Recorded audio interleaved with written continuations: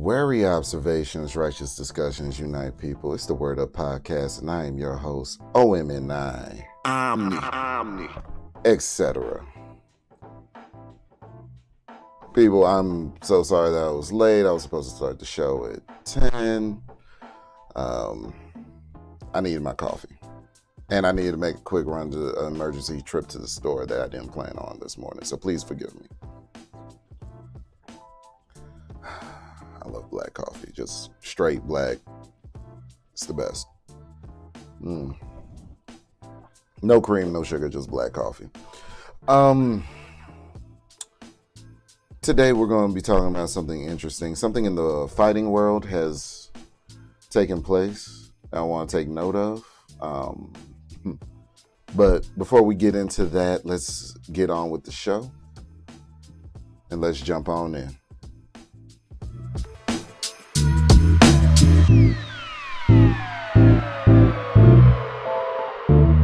If you would, subscribe, hit the notification bell, as well as the like. Really helps out the channel, the program, as well as the channel.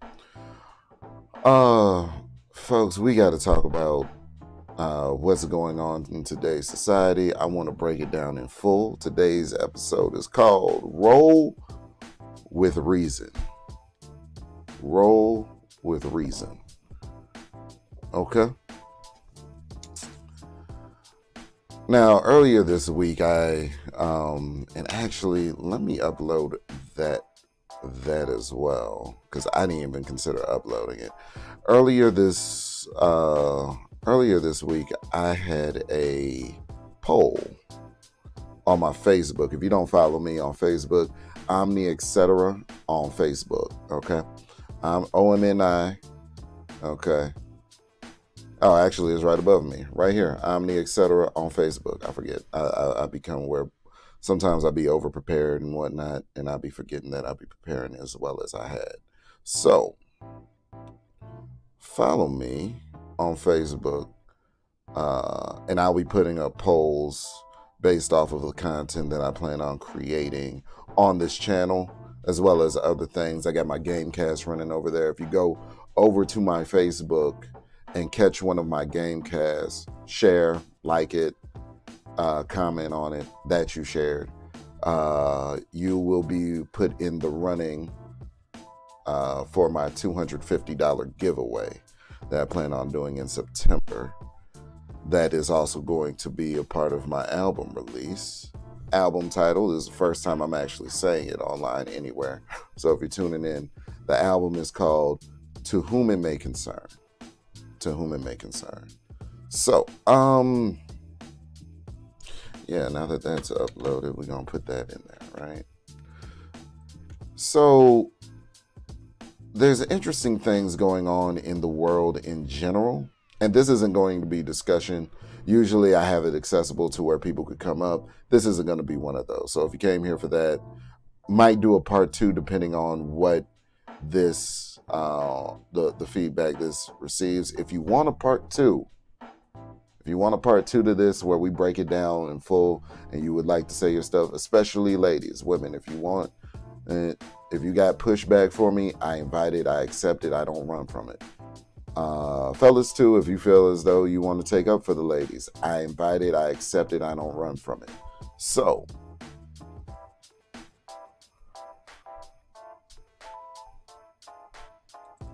what's going on in today's society, I think, is a gross.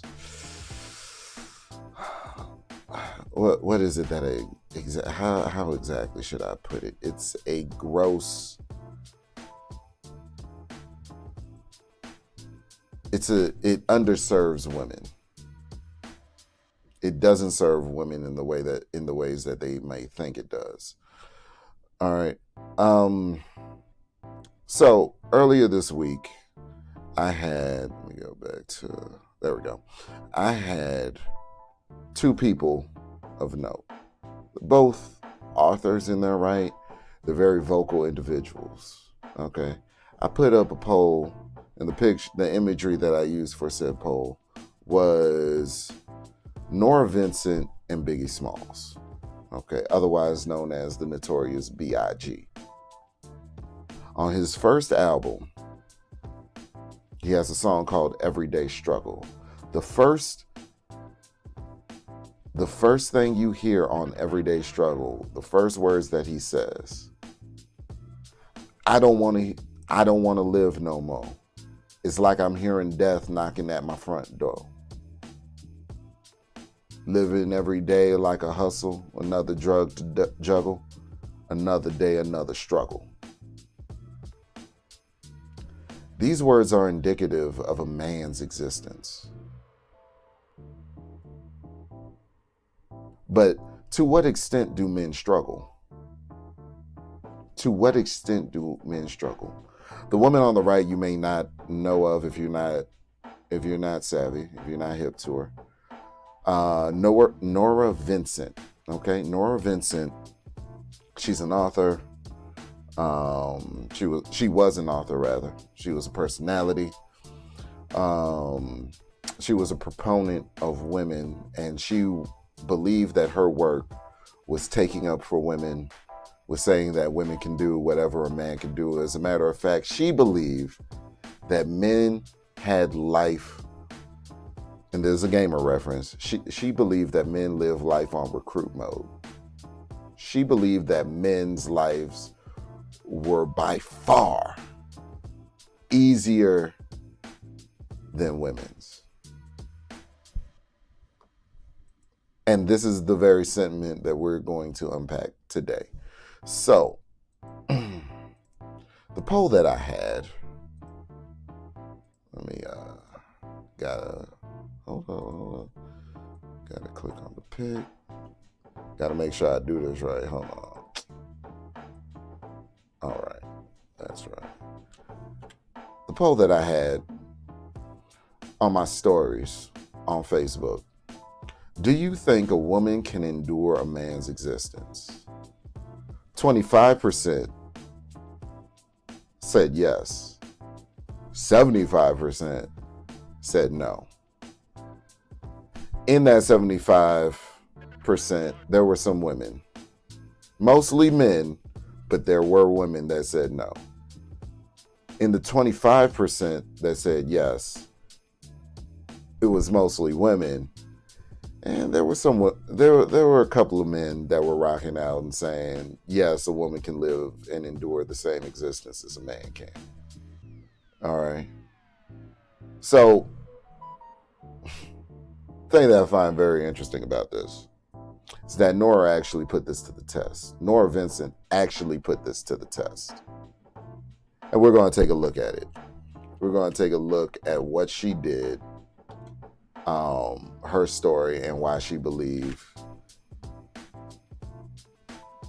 a woman can endure a man's existence. Let's go to it. All right, so this is a video from nearly 9 years ago. It was actually made in 2006 based off of her book called Self-Made Man. Nora Vincent actually walked in a man's shoes. And let's see what happened. Let's just give her a chance to substantiate her argument. She's hardly a supermodel or movie star, but today Nora Vincent is getting the full-blown glamour treatment. Nora's a writer and I'd just like to say fair use, ABC, fair use. This is for analytical purposes. We're analyzing and breaking down this video. Okay, let's continue. Let me see. It's kind of old and grainy. That looks about how it looks to me, actually. It's not too far off, so we're just going to ride with it. one of these shots will adorn the cover of her new book. This wasn't just a stunt. This was about learning. This is a human project. It was about finding something out about the human creature, and I learned it the best possible way because I went through it. What Nora went through, or more accurately, what she became in the last 2 years, was a man. Yeah, a little bit shorter on the top. Okay. No, Nora didn't get a sex change operation. She did it the old-fashioned way, with acting and a disguise. At 5'10", 155 pounds, and wearing... Isn't it funny that people always talk about, you know what I'm saying, I'm going to adopt? I just find it funny that in the world that we live in, Most people that talk about I'm I'm really this or that, and yes, I'm talking about the Transformers. Most people that adopt certain attitudes, saying that I identify as this or I identify as that, don't really go through it all the way. I just find that interesting, but let's continue. Men's size 11 shoes, Nora was a natural. Growing up in the Midwest with her actress mother, lawyer father, and 2 older brothers, Nora was a tomboy with a flair for the dramatic. She says she's still a tomboy and, in fact, is a lesbian, living in Midtown Manhattan with her partner, Lisa. I think we can work with this. Her transformation into the guy she calls Ned begins with a buzz cut, baggy men's clothes, and a too small sports bra to flatten her breasts. She even wore a little padding and a jock strap. I also tried to think, well, what kind of guy is Ned? And get. For the rest, she enlisted the help of makeup artist Ryan McWilliams. She just came to me and said, Ryan, I need to turn into a man. The hair, smalls, we can make it, right? And so they came up with a method of shredding braided wool into whisker-sized bits and gluing it onto her face. Women have much stronger nasal resonance as a And then rule. there's the theatrical component. Ah, so just easy Tarzan out on your chest a little. Ah, good. And the- Juilliard voice teacher Kate Murray coached Nora for months on a program of movement, breathing, and speaking, I want you to be the best man you can be. I all want to you incorporate some of the subtle and not so subtle characteristics of being a guy. notice what men do. If they need to suddenly grab a taxi, hey, they just do that. Whereas women will ask for a taxi instead of demand one. When all the pieces are together, hair, makeup, voice, posture, style, the transformation is complete. That is scary. I'm honest with you. That is wow. She got 5 o'clock shadow at 9 a.m. That's she really went through it. She really committed, except for the sex change operation. But everything else, she really went through steps to commit herself into portraying herself as a man. I could respect that at least. And Nora Vincent becomes Ned Vincent. One of these shots will be the second photo on the book cover. The book, Self-Made Man, is out today and is about Nora's 18 months living as Ned. I wanted to enter So not even 2 full years. She did a year and a half as a man. male spheres of interest and see how men are with each other. I wanted to make friends with men. I wanted to know how male friendships work from the inside out. Ned's first act as a newly minted male was to join that quintessential bastion of camaraderie, a men's bowling team. The only problem was she's a terrible bowler. Okay, so when we talk about, I'm just doing this to break it up for the sake of it being a fair use reaction video, right? When we talk about men in sports, very rarely, I don't even, in my 33 years of being a male on earth, I don't hear that many men talking about their favorite bowling team. Be honest. I don't like. She should have got like street ball. She could have did street ball, a flag football team, even soccer. But for some reason, she chose bowling. I find that interesting. I probably bowled before this 3 times in my life, and that was, in high school when you do it with both hands, So it was just insane for me to walk into this place without any. And why didn't they just run you out of town when they saw how bad you were? It's an amazing thing because I think that shows you the generosity that they had. It was the first of Nora's many surprises. She thought these guys from a working-class Pennsylvania neighborhood would mock Ned's bowling and reject him as a guy. But from their first meeting, they accepted Ned. The handshake was unbelievable. It blew me away the first time I shook hands with a guy, a strange guy. And I was amazed because you think of women, we're so nice, we're so easy, men are so mean. Complete opposite. Hey, baby. And I felt as comfortable as I could feel right away. They just took me in. No questions asked. This is the first time the guys are coming face to face with the female version of Ned. Would you have known me on the street? No. No. Good, You look good. taller than I remember. Yeah, I know. You're shorter. What happened? Though they've known about Nora's true identity for months, How are you? Congratulations. Good to see this reunion is their first chance to talk about their friendship. But you guys had said there wasn't there that game that, you know, the person who didn't make it to 100 had to wear women's panties at the end of the season. And I thought, you know, I'm going to give you guys the shock of your life, and I'm going to wear The team had bowled together for 9 months, and gradually Nora gained entrance into the inner sanctum. She found that all the cussing and good-natured ribbing is just how men often show affection for each other. Way to go, Ned. Oh, yeah. Oh, my God, that's right. I forgot all about that.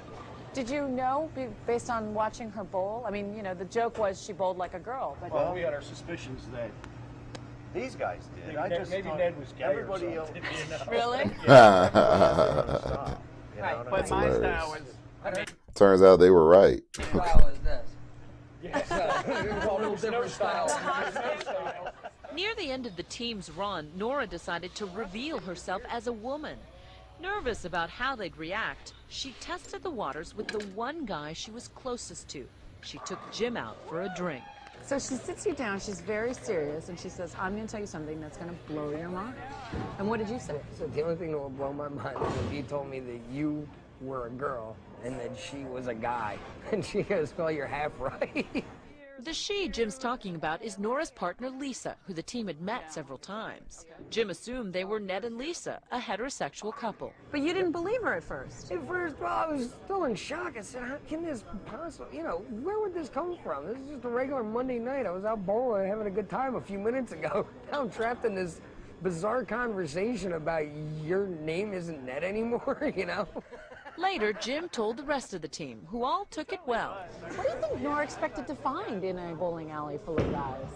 I think you expect to find like a bunch of guys just talking about women's private parts and a bunch of racists and, you know, I think kind of that's what she came into this thinking. they really showed me up as being the one who was really judgmental, because they were the ones who took me in, not knowing anything about me. They were the ones who made me their friend, and, you know, no judgments attached. So we already are getting a bit of, so let's break this down. She infiltrated a male space with the preconceived notion that she was going to be ostracized, she was going to not be accepted, she was going to be ridiculed and shamed, which is what guys tend to do anyway. You know what I'm saying? Guys tend to, you know what I'm saying? We take jabs at each other and whatnot, and it's all in fun. We take jabs at each other. Like, for instance, when I enter a new space, the number one thing that people first hit me on, which is is the first thing that I grew accustomed to, is I have a exceptionally large nose with wide nasal passages. I mean, if you stood under me, you could probably see what's on my mind. So if you stood under me and looked up, you could probably see what's on my mind at any given moment of the day. So, you know what I'm saying? Like, that's just, you know what I'm saying? Because we want to know that the dudes that we rock with and dudes that are around us, they have thick skin. You know what I'm saying? If a guy is bothered by everything, it's a sign of weakness in men. But no, they took her in immediately. It was like, you presented yourself as Ned, we accepted you as Ned. Your game's trash, and we're going to let you know that your game's trash every time that you play with us. You suck, Ned. But, you know what I'm saying, you're here, you're rocking with us, you're cool. You're cool, bro. That's what she received. What she expected to happen was to be rejected, to be outed, to be, you know, to be treated cruelly. But no, it was all daps, it was all handshakes and hugs at the end of the day. And that's what people don't understand about most men. Most men aren't really trying to like harm people. But men as men, because we exist in spaces that are rather unforgiving, we need to know that the other men that we hang around have a certain level of toughness to them. They have a certain level of resilience. Resilience is actually the number one trait that most people look for in the men that they surround themselves with, both men and women. It's the number one trait. A man must be resilient. It is a requirement of living in this world as a man. Let's go ahead. Let's continue. That's not like it. What's wrong? Nora and Jim became closer friends once he knew that he was a she. Now Jim was willing to speak more personally and openly, like about his wife's cancer. Nora came to see that between men, intimacy is sadly lacking. There's a tremendous potential for tenderness between men, and I'm not sure that it's always realized, and it's terribly sad. Cracking the... And that's a fact. See, while we joke and you know what I'm saying, we joke and we laugh and we have games and we interact, men aren't really that intimate. We don't really tell what's going on with each other. And the reason being is, why would I push my burdens off on anybody that can't help me with them? A man's wife is dealing with cancer. There's nothing I can do really for you. We're pragmatic creatures. If I can't help you with the situation, well, I get bogged down with my own situations that feel out of control at times. So why would I push that off on somebody else? And that's how men care for people, is by not wanting to burden them with what's going on with them. That's the number one reason why men just, you know what I'm saying, we laugh, but we don't really cry or show emotion to one another, is because we know that the person that we would otherwise want to lean on really can't help us with the situation that we're going through. So why would I get them involved in the first place? The mystery of a boys' night out is one thing, but what about the explicit world of a man's sexuality? I really ran smack up against the difference between male and female sexuality, is that female sexuality is mental. It's up here. And male sexuality is a bodily function. It's a necessity. You just have to do it. When we come back, Nora goes to strip clubs in the company of men as a man. Oh my God. By the way, this is the first time I'm seeing it in its entirety. I didn't get this far. I didn't get as far as the bowling thing either. So we're just breaking this down, you and I together. I didn't get this far. The 18 months of venturing out in the world as a man, Nora Vincent guesses she put on Ned's whiskers and clothes about 150 times. After the bowling league, she was ready for love and sex. Oh, she's in for a rude awakening. You went to a couple of sex clubs.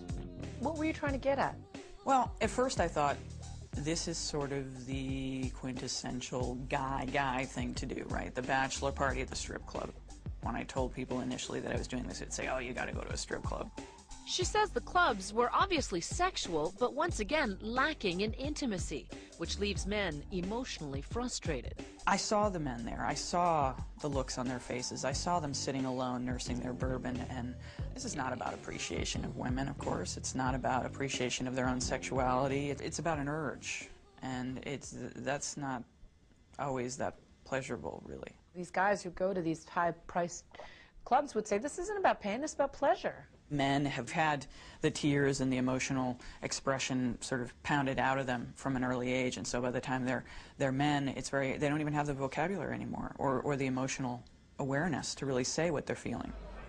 Nora says strip joints are about pure sex drive, completely empty of any meaningful interaction, even when a woman is gyrating on your lap. But you're attracted to women. Were you ever aroused during any of these? I really ran smack up against the difference between male and female sexuality, is that female sexuality is mental. It's up here. Whereas for men, Nora says, sexuality is, shall we say, below the waist. At its core, it's a bodily function. It's a necessity. It is such a powerful drive, and I think because we don't have testosterone in our systems, we don't understand how hard it is. So, Oh my God. Nora. Listen, the research that she is doing is blowing my mind. I want to call her, she's almost like a hero. I'm going to see where this goes. We're halfway through this video, but oh my, she really did the work. I'm amazed. I didn't think any woman would have it in their system to actually do this work and actually understand it and analyze it and then be able to articulate it this well. But yeah, this is what men have been saying for years. You know what I mean? As a matter of fact, the scrotum, I call the scrotum a secondary bladder. It just needs to be emptied on a regular basis. That's basically what it comes down to, from a biological standpoint.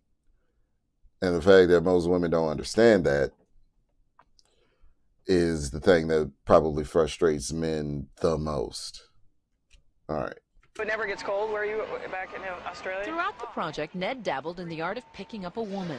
Oh, this is going to be good. Hold on, let me finish my coffee. All right, put that down. Let's see what this is.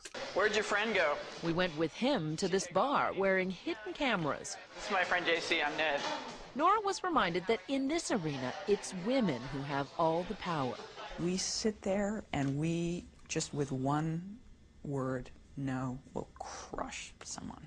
And the thing is, we don't have to do the part where you cross the room and you go up to a stranger and say the first words. And those first words are so hard to say without sounding like a cheese ball or sounding like a jerk or whatever else. And what do you guys... Okay, I'm going to say Nora Vincent was a hero. I'm going to get to why I say was. But yeah, she really did the work. Okay. Nora says the brush-off Barbara Jones gave Ned was typical. She was just sort of emblazoned with hostility, you know, just looked at you and you saw everything cross her face, which was, oh, God help me, not again. I'm trying to have a drink with a friend and I've got to deal with you. Barbara was trying to dispose of Ned before her friend returned from the bathroom. Anyway, we haven't seen each other in a while, so just, Yeah. gotta head out to mom.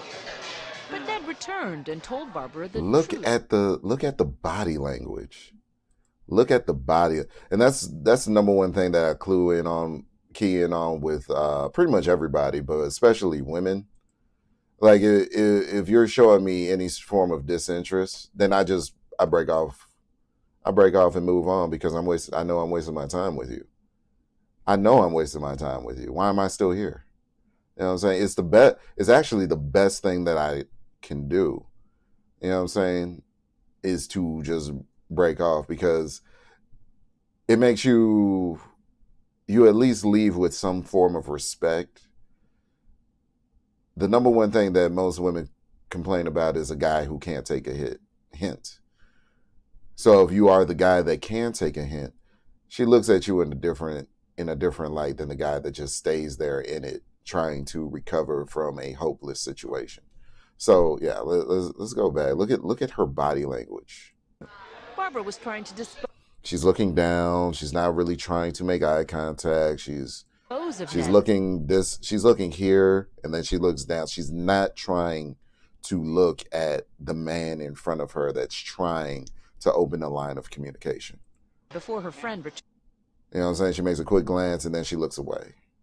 And then she's trying not to establish a medium of communication. She's not trying to let him get an in into being able to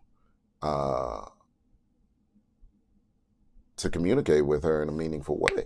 So Returned from the bathroom. Anyway, we haven't seen each other in a while, so just, Yeah. gotta head out to mom. now she's looking down. I gotta head out to Boston. I wish you would just get. What she's saying is, so just to let you know, we gotta head out to Boston. We're not gonna be here that long. So you know what I'm saying. If if you could just leave. I don't know what. I don't even know why you're still here. I have no idea why you're still here. I'm not looking at you. I'm not trying to give you any sort of play. Why are you still here? What are you doing? I'm completely disgusted and turned off by your presence. If you could just go away, because I already know what you want. You want some box, but I'm not interested. X, Y, Z, and the third. That's what she's doing. If you look at this woman and what she's doing, and I know it's kind of grainy because this, camera quality. This was top of the line. I want you to understand, this was top of the line camera quality about 10 years ago. Just tells you how far we've come. Anyway, let's continue. But Ned returned and told Barbara that now her eyes are dead on. You can't really see her pupils, but her eyes are dead on. So now she's changed into, Ned came back as Nora, and now she's opened up more. And this is what men deal with on their everyday interactions with women. truth about her gender. Saying you gave us all the lines, like trying to get rid of us. I see, and as a woman, I have such sympathy. I'm like, oh, I hate being this guy that you're trying to get rid of. You know? Talking to a woman, Barbara seemed more open and friendly, and in the end, actually apologized for how she had treated Ned. Yeah, but she doesn't mean that apology. She's just apologizing. She's apologizing to, understand, she's apologizing to Nora, the woman, not Ned, the man. She's apologizing to Nora for how she treated Nora when Nora was deceiving her and pretending to be a man.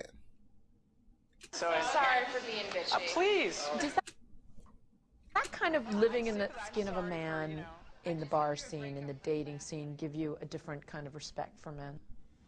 It gives me a certain definite sympathy. And I don't mean that there's any disrespect, but it just makes me understand what's going on.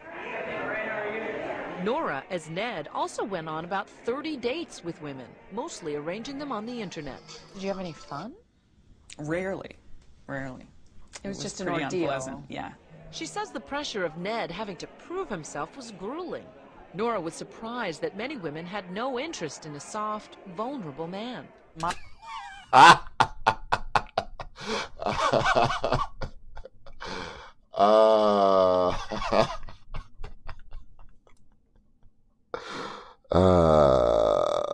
Hilarious. Fellas, any man that watches this at any point in time, if that didn't make you laugh, if you know, you know, God. Let me run that back. That's a knee slapper. That is a knee slapper. Unpleasant. Yeah. She says the pressure of Ned having to prove himself was grueling. Nora was surprised that many women had no interest in a soft, vulnerable man. My prejudice was that the ideal man is a woman in a man's body. And I learned, no, that's really not. There are a lot of women out there who really want a manly man. Ultimately, Ned told most of his dates that he was Nora. Many of the women reacted angrily, but usually just for a little while. Some women wanted to continue the relationship. They remained interested in pursuing something further, you know, so whereas... Sexually? Yeah, and that was heterosexual women who, that's what I'm saying. It's all up here. Because they said, well, we connected, and, you know, there's something, I really like you, and I don't care. How many guys would do that? That's the difference between male and female sexuality right there. Nora... Like, it is... Like, women believe that... Well, I'm not going to say all women, but... It's a biological thing. Because if a man is vulnerable, again, it comes off as weak. It just does. It comes off as weak. And no woman wants their man to be weak. That's ultimately, if you look up the definition of vulnerability,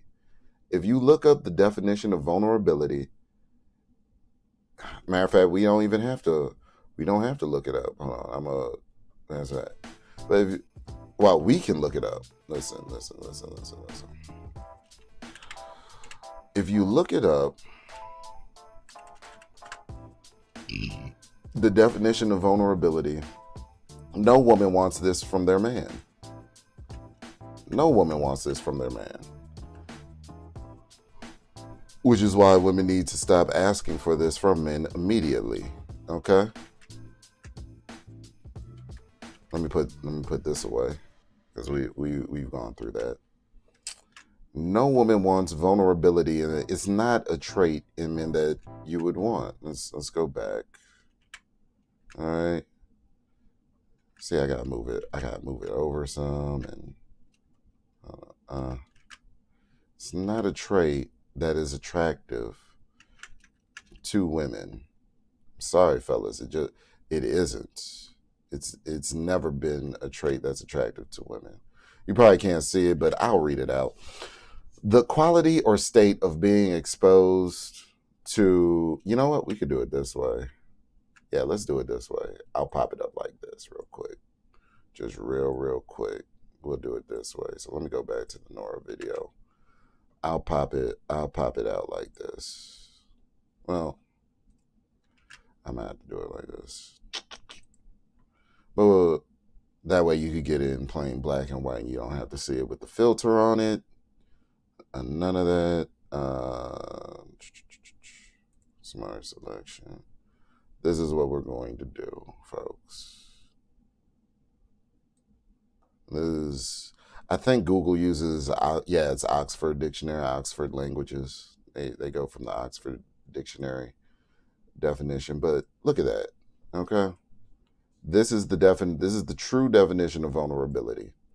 The quality or state of being exposed to the possibility of being attacked, harmed, or either physically or emotionally. You don't want that from your man. You don't want that in your man.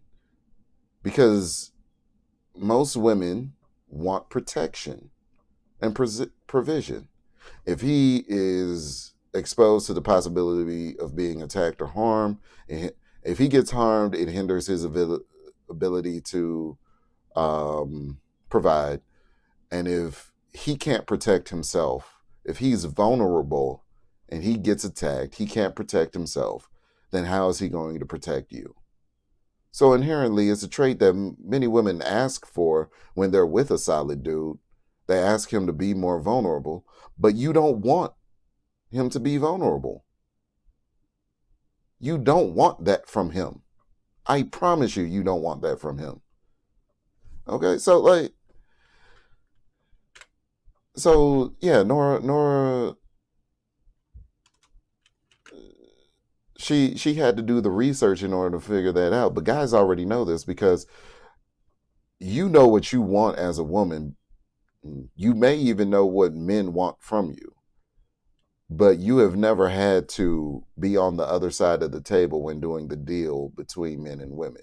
You've never had to not be you and been the guy trying to get you. You've never had to be the man. So you don't know what it's like on this side of the table. All right. And that's for all my people that go back and forth about what do you bring to the table? And, especially the women that say, I am the table. No, you're not. All right. Let's go. Let's go back. Further. So whereas Sexually. Yeah, there are a lot of women out there who really want a manly man. Yep. Ultimately, Ned told most of his dates that he was Nora. Many of the women reacted angrily, but usually just for a little while. Some women wanted to continue the relationship. They remained interested in pursuing something further. So whereas Sexually. Yeah. And that was heterosexual women who, that's what I'm saying. They wanted to dabble. It's all up here. Because they said, well, we connected, and there's something I really like you, and I don't care. How many guys would do that? That's the difference between male and female sexuality right there. Nora says she found differences not only in sexuality and intimacy, but in every walk of life. I'm in the market for a car, and Take, for example, shopping for a new car.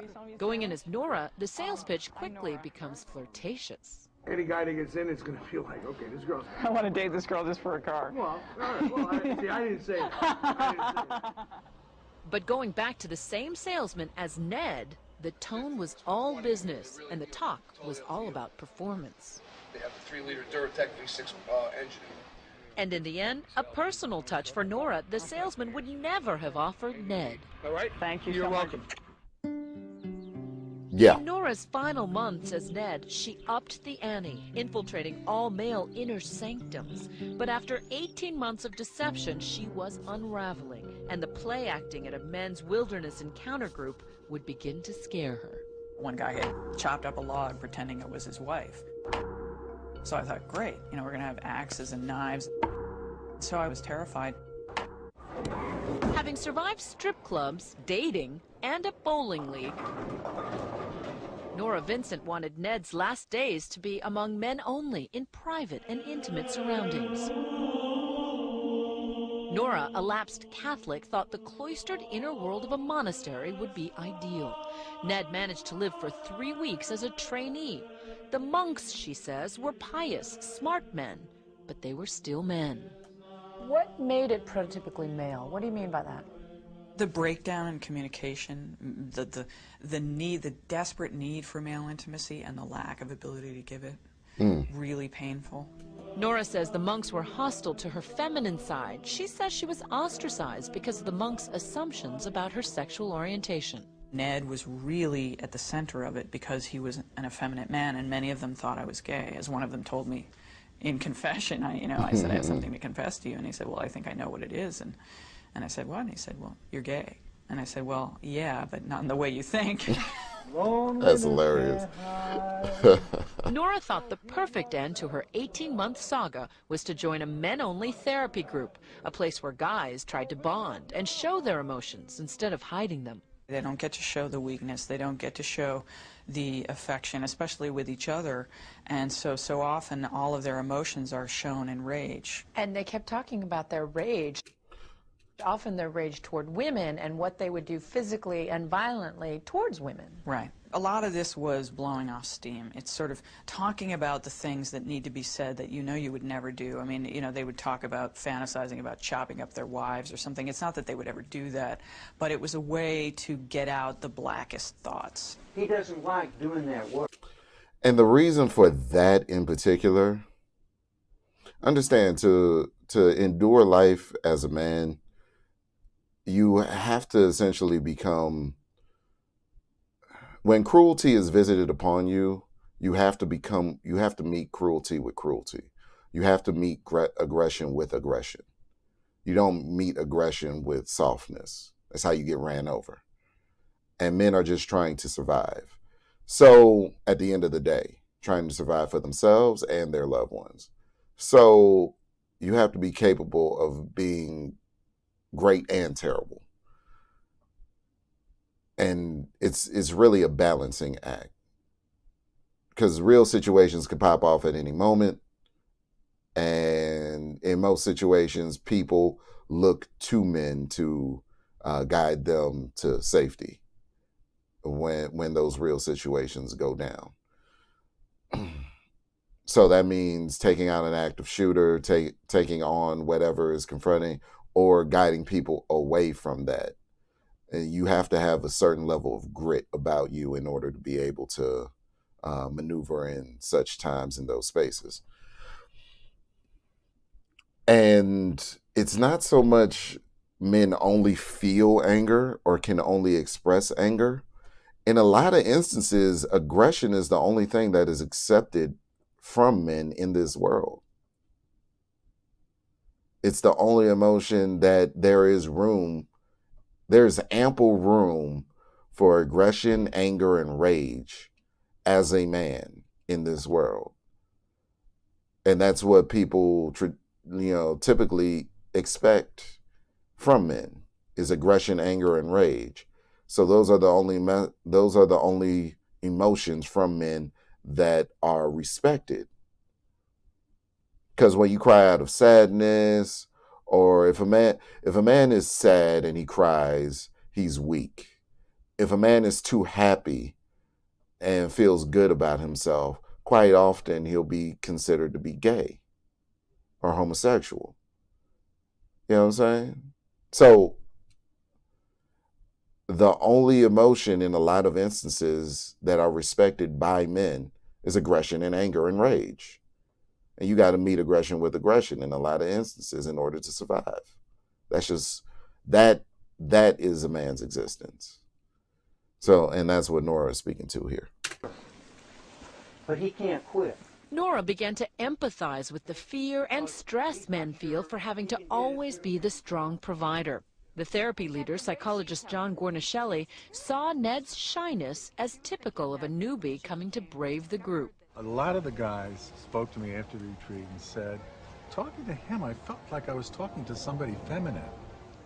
Once again, some group members thought Ned was gay, but... Because she, like, you can be...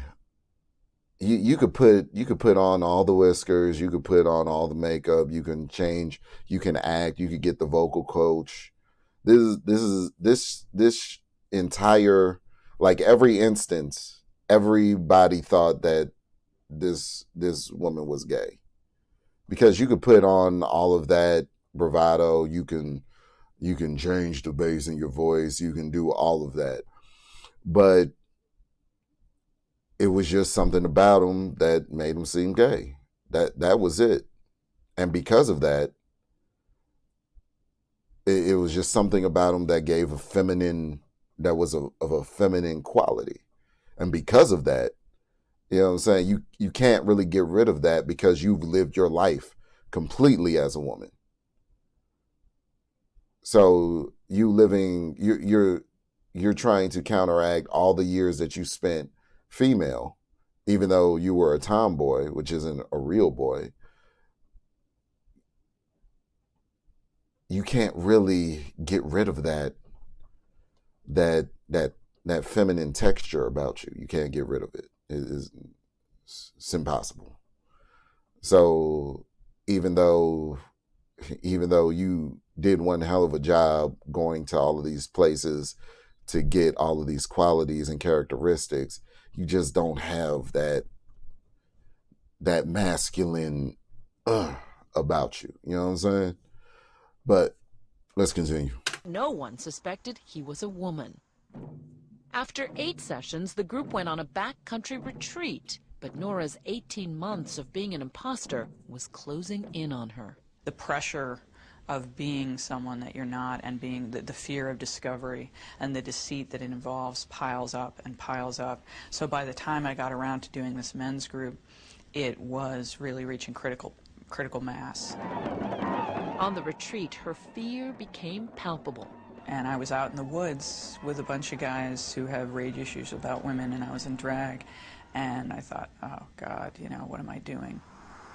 Nora. She felt, it got to a point where she felt like, I gotta get out of here, because if they find out I'm a woman, they might decapitate me, X, Y, all these fantasies and whatnot.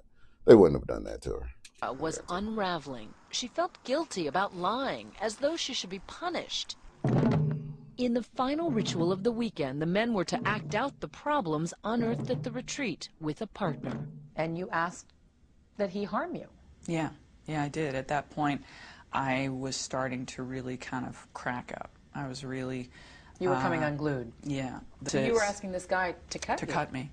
So self-mutilation is very much a female thing, and I think it was my way of paying the penalty for what I felt I had done. Nora was not harmed physically, but she continued her emotional descent, and a week later checked into a hospital with severe depression. Identity, she concluded, was not something to play around with. When you mess around with that, you really mess around with something that you need that helps you to function. And I found out that gender lives in your brain, and it's something much more than costume. And I really learned that the hard way. Nora says she's healed now and glad to be rid of Ned, but her views about men have changed forever. Men are suffering. They have different problems than women have, but they don't have it better. They need our sympathy, they need our love, and they need each other more than anything else. They need to be together. Do you think women understand what it's like to be a man? Not at all. No clue. No idea. You heard it there, folks. Okay, we're gonna cut it out right here. This is going to be a part 2. So this is going to be a part 2 because we're going to get to the second part. I might shoot it today. I might not get around to it today, but this definitely deserves a part 2, because the second half of this that I wanted to get to, right? The second half that I wanted to get to was what's going on today with women and why a particular woman feels as though she can go toe-to-toe with another man in a contact sport. But I'm gonna have to cut this episode short. Sorry. I got a schedule I must keep. Worry Observations, Righteous Discussions, Unite People. I am your host, OMNI, ETC, Omni, etc. And this has been Roll with Reason, Part 1. Let me know what you think down in the comments. Let me know what your thoughts and opinions are. I really want your feedback.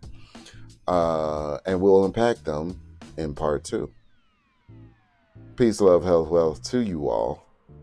And we out, folks.